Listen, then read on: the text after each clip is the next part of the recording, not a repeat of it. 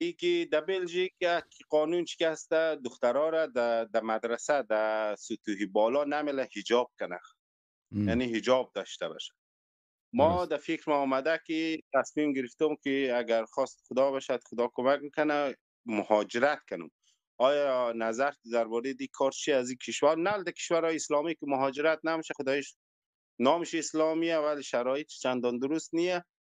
دمی کشورهای اتوش حوزه اروپا یا که در آمریکا به برادر در مورد آمریکای مگر اون طرفا برم. در نظر شما چیه؟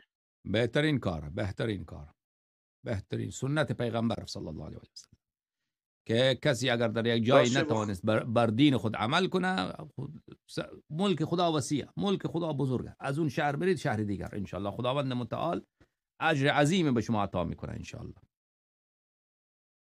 انشالله. دست شما در کم در استرس بودم که آیا که مهاجرت کنیم.